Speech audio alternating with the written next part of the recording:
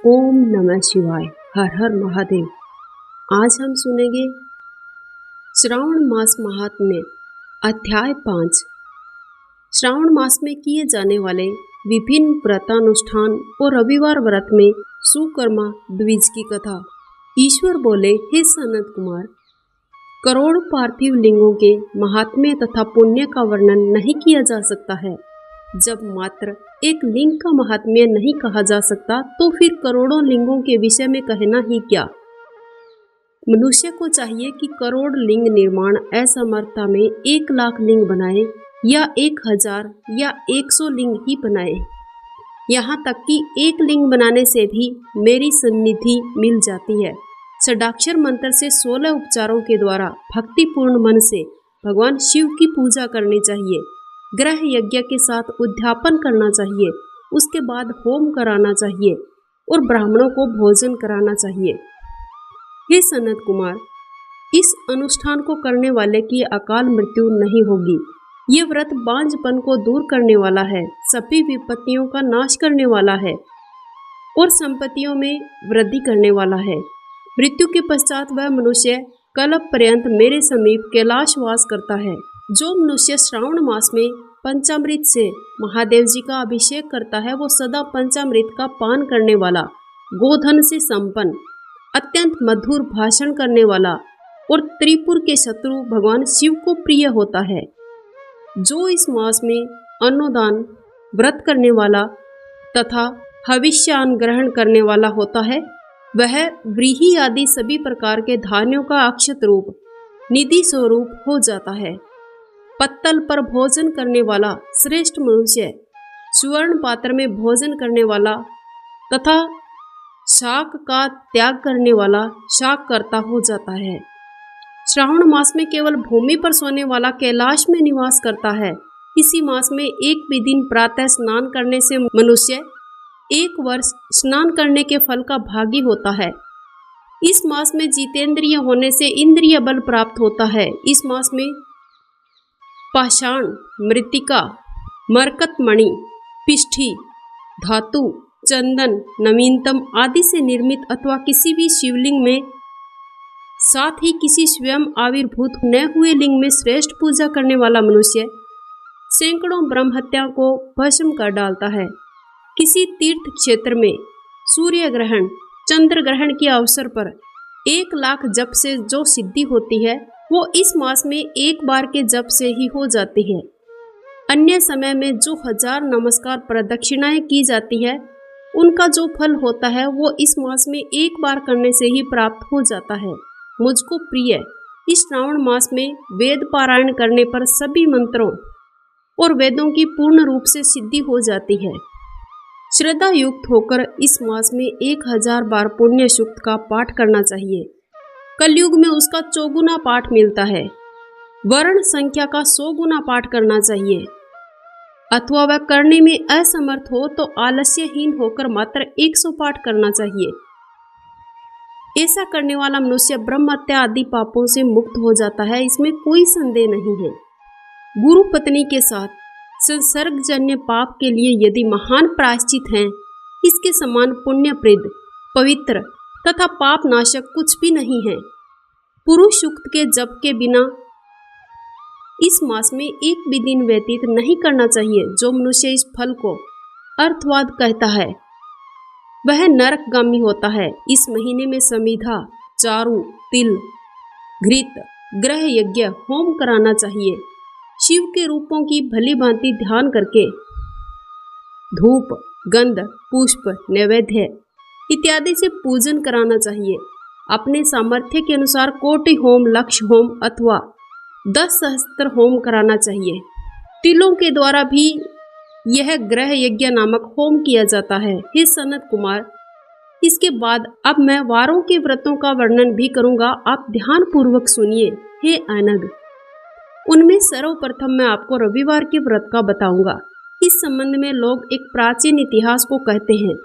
प्रतिष्ठानपुर में सुकर्मा नामक एक द्विज था। वह दरिद्र, कृपण और भिक्षावृत्ति में लगा रहता था।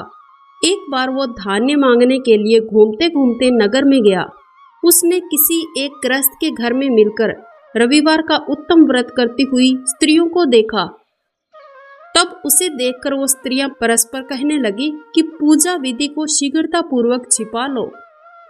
इस पर वह विप्र उन स्त्रियों से बोला, हे श्रेष्ठ स्त्रियों, आप लोग इस व्रत को क्यों छिपा रही हैं? समान चित्त वाले सज्जनों के लिए परामर्थ ही स्वार्थ है।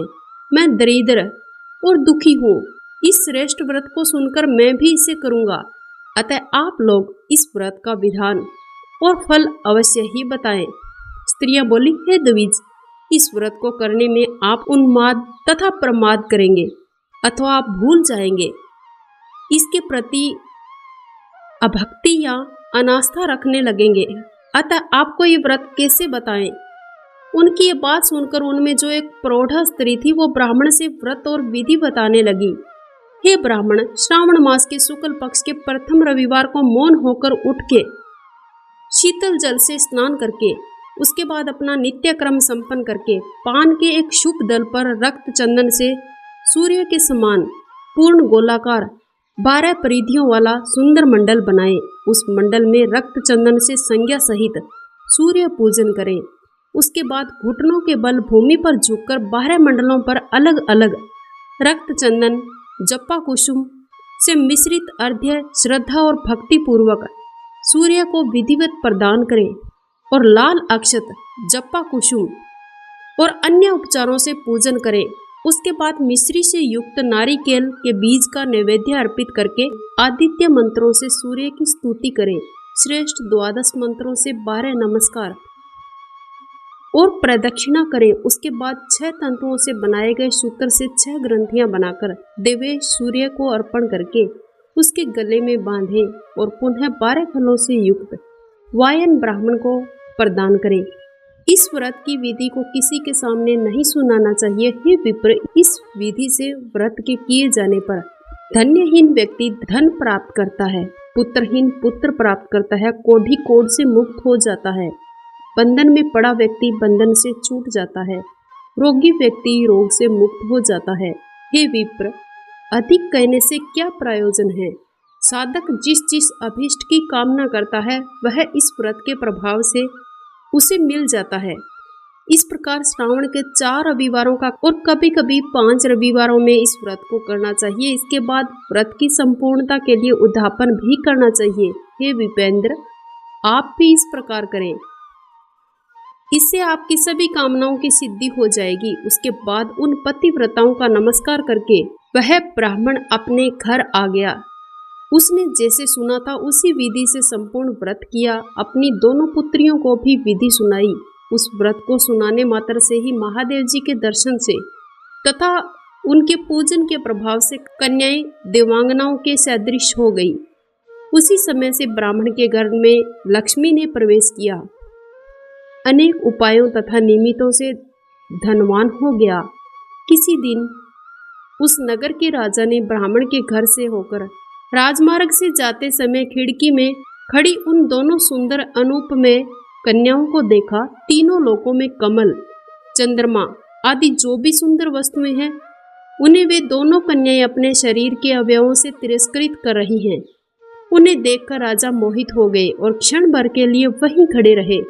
ब्राह्मण को शीघ्र बुलाकर उन दोनों कन्याओं को मांग लिया। तब उस ब्राह्मण ने हर्षित होकर दोनों कन्याओं को राजा को प्रदान कर दी। उस राजा को पति रूप में प्राप्त करके वे कन्याएं भी प्रसन्न हुई। वे स्वयं इस व्रत को करने लगी और पुत्र पौत्र आदि से संपन्न हुई। हे मुने, महान ऐश्वर्य देने वाले इस व्रत को मैंने आपसे कह दिया है। हे विधि नंदन, जिस व्रत के श्रवण मात्र से ही मनुष्य सभी मनोरथों को प्राप्त कर लेता है, उसके अनुष्ठान करने के फल का वर्णन कैसे किया जाए? इस प्रकार श्री सकंद पुराण के अंतर्गत ईश्वर सनत कुमार संवाद में श्रावण मास महात्म्य में प्रकीर्ण नाना व्रत रविवार व्रतादि कथन नामक 5वां अध्याय पूर्ण हुआ। हर हर महादेव। जय मां गौरी।